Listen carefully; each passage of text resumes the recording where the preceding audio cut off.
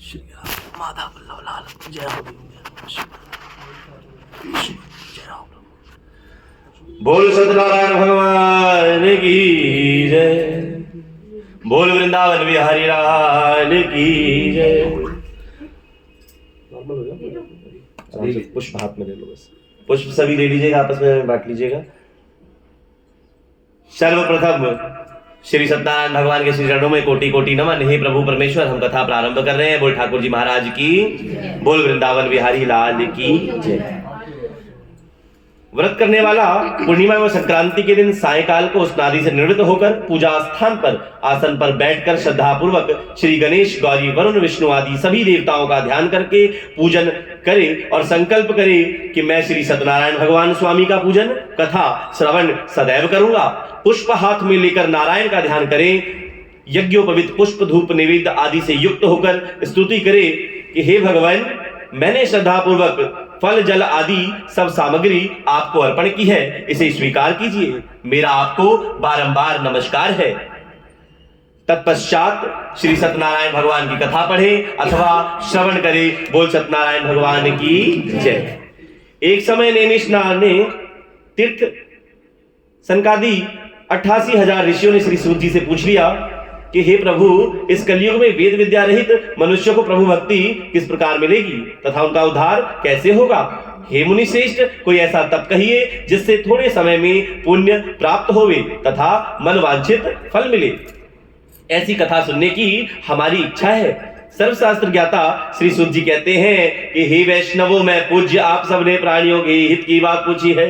अब मैं उस श्रेष्ठ व्रत को आप लोगों से कहूंगा जिस व्रत को नारद जी ने लक्ष्मी नारायण भगवान से पूछा था और लक्ष्मीपति ने मुनि श्रेष्ठ नारद जी से कहा था। सो ध्यान पूर्वक सुनिए। बोल सत्यनारायण भगवान की जय। एक समय योगीराज नारद जी दूसरों के हित की इच्छा से अनेक लोकों में घूमते हुए मृत्युलोक में आ पहुंचे हैं और यहाँ अनेक योनियों में जन्मे हुए प्रायः सभी मनुष्यों को अपने अपने कर्मों के अनुसार अनेकों दुखों से पीड़ित देखकर सोचा है कि किस यत्न के करने से निश्चय ही प्राणियों के दुखों का नाश हो सकेगा। और ऐसा मन में सोचकर विष्णु लोक को गए हैं। वहां श्वेत वर्ण और 4 भुजाओं वाले देवोकेश नारायण को देखकर, जिनके हाथों में शंख चक्र गदा और वरमाला पहने हुए हैं, स्तुति करने लगे हैं कि हे भगवान, आप अत्यंत शक्ति से संपन्न हैं। मन तथा वाणी भी आपको नहीं पा सकती।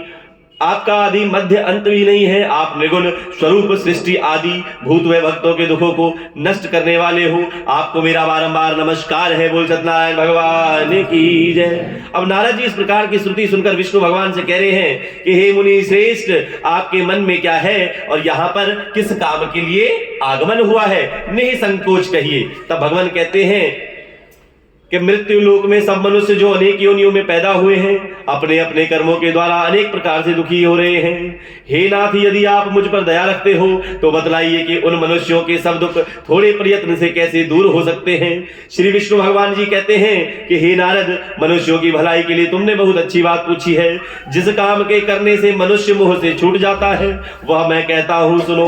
बहुत पुण्य देने वाला स्वर्ग तथा मृत्यु लोक दोनों में दुर्लभ एक उत्तम व्रत है। आज मैं प्रेम वश होकर तुमसे कहता हूं। श्री सत्यनारायण भगवान कहते हैं कि यह व्रत अच्छी तरह विधि पूर्वक करके मनुष्य धरती पर आयु प्रयत्न सुख भोग कर मरने पर मोक्ष को प्राप्त होता है। बोल सत्यनारायण भगवान की जय। और श्री भगवान के वचन सुनकर नारद मुनि कह रहे हैं कि हे भगवान, उस व्रत का फल क्या है और क्या विधान है, यह किस किसने किया है, यह सब हम सुनना चाहते हैं और किस दिन यह व्रत करना चाहिए, विस्तार पूर्वक कहिए। तब विष्णु भगवान कह रहे हैं कि हे नारद, दुख शोक आदि को दूर करने वाला, धन धान्य को बढ़ाने वाला और सौभाग्य और संतान को देने वाला, यह सब स्थानों पर विजयी करने वाला है। और भक्ति और श्रद्धा के साथ किसी भी दिन मनुष्य श्री सत्यनारायण भगवान की प्रातः काल के समय ब्राह्मणों और बंधुओं के साथ धर्म परायण होकर पूजा करे। भक्ति भाव से निवेद्य केले का फल, शहद, घी, दूध, गेहूं का आटा, सवाया लेवे और गेहूं के अभाव में साठी का चूर्ण भी ले सकते हैं। सब पदार्थों को भगवान को अर्पण कर देवे और बंधुओं सहित ब्राह्मण को भोजन करवावे। तत्पश्चात स्वयं भोजन करे और रात्रि में नित्य गीत आदि का आयोजन कर श्री सत्यनारायण भगवान का स्मरण करते हुए समय को व्यतीत करे। बोल सत्यनारायण भगवान की जय। और इस तरह व्रत करने पर मनुष्यों की इच्छा निश्चय ही पूरी होती है। विशेष रूप से कलिकाल में भूमि पर यही मोक्ष का सरल उपाय है। बोल सत्यनारायण भगवान की जय। अब श्री सूत जी क्या कह रहे हैं कि हे ऋषियों, जिसने पहले समय में इस व्रत को किया है ना, जिसने इसने पहले समय में किया है, मैं उसका इतिहास कहता हूं, ध्यान पूर्वक सुनना। सुंदर काशीपुरी नगरी में एक अत्यंत निर्धन ब्राह्मण रहता था और वह भूख और प्यास से बेचैन हुआ नित्य पृथ्वी पर फिरता था, घूमता था। ब्राह्मणों से प्रेम करने वाले भगवान ने ब्राह्मण को दुखी देखकर बूढ़े ब्राह्मण का रूप धरा उसके पास जा पूछ लिया, आदर से पूछा है कि हे विप्र, तुम नित्य दुखी हुए पृथ्वी पर क्यों फिरते हो? हे ब्राह्मण, यह सब मुझसे कहो, मैं सुनना चाहता हूं। ब्राह्मण कहते हैं कि मैं निर्धन ब्राह्मण हूं और भिक्षा के लिए पृथ्वी पर फिरता हूं। प्रभु हे भगवान, यदि आप इससे छुटकारा पाने का कोई उपाय जानते हो ना, तो कृपा कर मुझे बतलाइए। वृद्ध ब्राह्मण बोलता है कि हे विप्र, सत्यनारायण भगवान मनवांछित फल देने वाले हैं, इसलिए तुम उनका पूजन करो, जिसके करने से मनुष्य सब दुखों से मुक्त हो जाता है। ब्राह्मण को व्रत का सारा विधान बतलाकर बूढ़े ब्राह्मण का रूप धारण करने वाले श्री सत्यनारायण भगवान अंतर ध्यान हो गए। बोल सत्यनारायण भगवान की जय। और जिस व्रत को वृद्ध ब्राह्मण ने बतलाया है ना, मैं उसको अवश्य करूंगा। यह निश्चय करने पर उसे रात को नींद भी नहीं आई। वह सवेरे उठा, श्री सत्यनारायण भगवान का निश्चय कर भिक्षा के लिए चल पड़ा और उस दिन उसको भिक्षा में बहुत सा धन प्राप्त हुआ। बंधु बांधवों के साथ उसने श्री सत्यनारायण भगवान का उत्तम व्रत किया। इसके करने से वह ब्राह्मण सब दुखों से छूटकर अनेक प्रकार की संपत्तियों से युक्त होकर उस समय से युक्त हुआ और उसी समय से वह हर मास व्रत करने लग गया। और इस तरह श्री सत्यनारायण भगवान के व्रत को जो कोई करेगा, जो भी करेगा, वह सब दुखों से छूट जाएगा। और इस तरह नारद जी से कहा हुआ श्री सत्यनारायण भगवान का व्रत मैंने आपसे कहा है, यह व्रत तुमने सुना। और हे विप्र, मैं अब और क्या कहूं? बोल सत्यनारायण भगवान की। अब ऋषि कहते हैं कि हे मुनीश्वर, संसार में इस ब्राह्मण से सुनकर किस किसने इस व्रत को किया है, हम वह सब भी सुनना चाहते हैं। इसके लिए हमारे मन में जिज्ञासा है। और सुत जी कहते हैं कि हे मुनियों, जिसने इस व्रत को किया है ना, वह सब सुनो। एक समय वह ब्राह्मण धन और ऐश्वर्य के अनुसार बंधु बांधवों के साथ धर्म परायण होकर व्रत करने को तैयार हुआ। और उसी समय एक लकड़ी बेचने वाला बूढ़ा आदमी आता है और बाहर लकड़ियों को रखकर ब्राह्मण के मकान में गया और प्यास से दुखी लकड़हारा उनको व्रत करते हुए देखकर नमस्कार करते हुए कहते हैं कि आप यह क्या कर रहे हैं? यह आप क्या कर रहे हैं और इसके करने से क्या फल प्राप्त होता है? कृपया कर मुझे बतलाइए। अब ब्राह्मण ने कहा कि सभी मनोकामनाओं को पूर्ण करने वाला यह श्री सत्यनारायण भगवान का उत्तम व्रत है। इसकी ही कृपा से मेरे यहाँ धन धान्य आदि की वृद्धि हुई है। ब्राह्मणों से इस व्रत के बारे में जानकर लकड़हारा बहुत प्रसन्न हुआ। चरणामृत लेकर प्रसाद खाने के बाद अपने घर को गया है और अगले दिन लकड़हारे ने अपने मन में कुछ इस प्रकार का संकल्प किया कि आज ग्राम में लकड़ी बेचने से जो धन प्राप्त होगा ना, मैं उसी से श्री सत्यनारायण भगवान का उत्तम व्रत करूंगा। यह मन में विचार लिया और वह बूढ़ा आदमी लकड़ियां अपने सिर पर रखकर जिस नगर में धनवान लोग रहते थे ना, ऐसे सुंदर नगरी में चला गया है। और उस दिन वहां पर उसे उन लकड़ियों का दाम पहले दिनों से 4 गुना प्राप्त हुआ। तब वह बूढ़ा लकड़हारा दाम ले और अति प्रसन्न होकर पके केले, शक्कर, घी, दूध, दही, गेहूं का चूर्ण इत्यादि सत्यनारायण भगवान के व्रत की कुल सामग्रियों को लेकर अपने घर गया है। और फिर उसने अपने भाइयों को बुलाकर विधि के साथ भगवान का पूजन और व्रत किया है। उस व्रत के प्रभाव से वह बूढ़ा लकड़हारा धन, पुत्र आदि से युक्त हुआ और संसार के समस्त सुख भोग कर वैकुंठ को चला गया। बोल सत्यनारायण भगवान की जय। अब श्री सूत जी कह रहे हैं कि हे श्रेष्ठ मुनियों, अब मैं आगे की कथा कहता हूं। पहले समय में उल्कामुख नाम का एक बुद्धिमान राजा रहता था। वह सत्यवक्ता और जितेंद्रिय था। प्रतिदिन देव स्थानों पर जाता, गरीबों को धन देकर उनके कष्ट दूर करता था। उसकी पत्नी कमल के समान मुख वाली और सती साध्वी थी। पुत्र प्राप्ति के लिए भद्रशिला नदी के तट पर उन दोनों ने श्री सत्यनारायण भगवान का उत्तम व्रत किया। और उस समय में वहां एक साधु नामक वैश्य आया और उसके पास व्यापार के लिए बहुत सा धन था। वह नाव को किनारे पर ठहराकर राजा के पास आ गया। राजा को व्रत करते हुए देखकर विनय के साथ पूछने लगा कि हे राजन, भक्ति युक्त चिंत से आप यह क्या कर रहे हैं? भक्ति युक्त चिंत से आप यह क्या कर रहे हैं? मेरी भी सुनने की इच्छा है। हरे कृष्णा। सो आप यह मुझे भी बतलाइए। हरि हरि। राजा बोलता है कि हे वैश्य, अपने बांधवों के साथ पुत्रादि की प्राप्ति के लिए यह महाशक्तिवान श्री सत्यनारायण भगवान का व्रत व पूजन कर रहा हूं। हरे कृष्णा। और राजा के वचन सुनकर साधु आदर से कहता है कि हे राजन, मुझसे इसका सब विधान कहो, मैं भी आपकी कथा अनुसार इस व्रत को करूंगा। मेरी भी कोई संतान नहीं है और मुझे विश्वास है कि इस व्रत के करने से निश्चय ही होगी। बोल सत्यनारायण भगवान की। और राजा से सब विधान सुनकर व्यापार से निवृत्त होकर वह आनंद के साथ अपने घर को गया है। और साधु ने अपनी स्त्री को संतान देने वाले इस उत्तम व्रत को सुनाया है और प्रण किया है कि जब मेरी संतान होगी ना, तब मैं उस उत्तम व्रत को करूंगा। साधु ने ऐसे वचन अपनी स्त्री लीलावती से कहे हैं। और एक दिन उसकी स्त्री लीलावती पति के साथ आनंदित हो संसारिक धर्म में प्रवृत्त होकर श्री सत्यनारायण भगवान की कृपा से गर्भवती हुई। वह उसने 10वें महीने में एक कन्या का जन्म हुआ। दिनों दिन वह इस प्रकार बढ़ने लगी जिस प्रकार शुक्ल पक्ष का चंद्रमा बढ़ता है। कन्या का नाम कलावती रखा गया। तब लीलावती ने मीठे शब्दों में अपने पति से कहा है कि जो आपने संकल्प किया था ना कि भगवान का व्रत करूंगा, अब आप उसे करिए। साधु कहता है कि हे प्रिय, इसके विवाह पर करूंगा। इस प्रकार अपनी पत्नी को आश्वासन देकर वह नगर को चला गया। अब कलावती पितृगृह में वृद्धि को प्राप्त हो गई। साधु ने जब नगर में सखियों के साथ अपनी स्त्री अर्थात अपनी पुत्री को देखा है तो तुरंत दूत बुलाकर कहा है कि पुत्री के वास्ते कोई सुयोग्य वर देख कर लाओ। साधु की आज्ञा पाकर कंचन नगर पहुंचा और वहां बड़ी खोज कर देखभाल कर लड़की के लिए सुयोग्य वनिक पुत्र ले आया। और उस सुयोग्य लड़के को देखकर साधु ने अपने बंधु बांधवों सहित प्रसन्नचित्त हो अपनी पुत्री का विवाह उसके साथ कर दिया।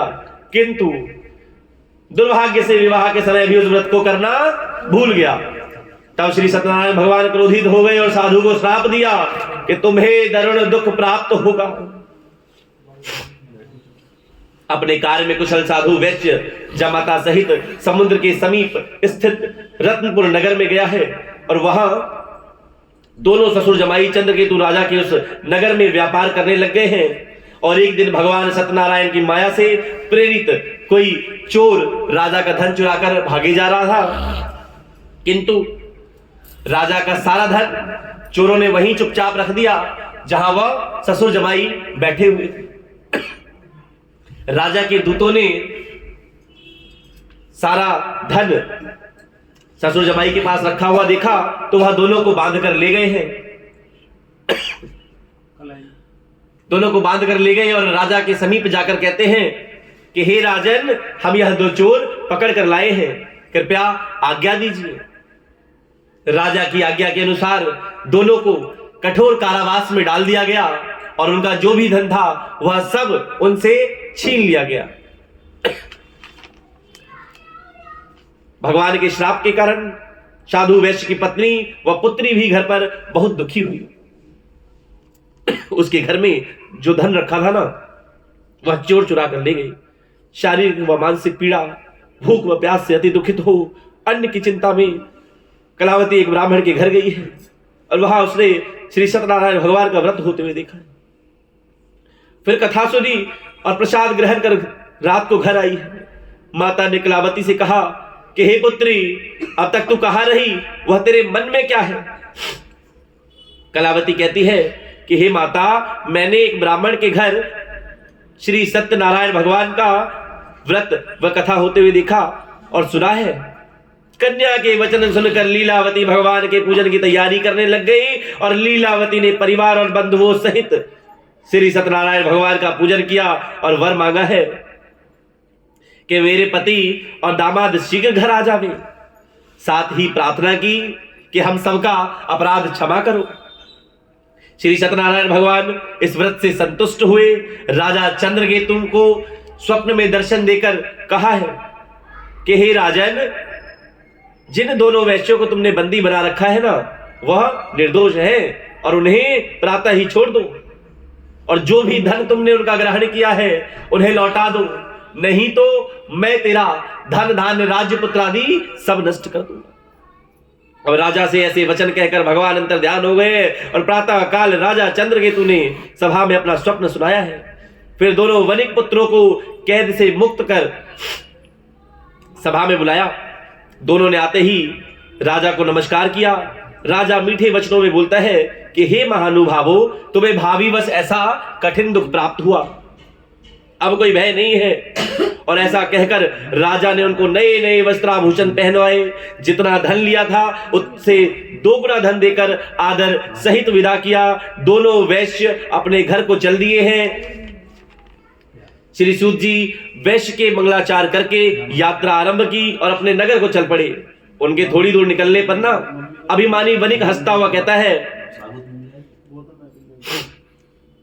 साधु कहते हैं कि तेरी नाव में क्या है?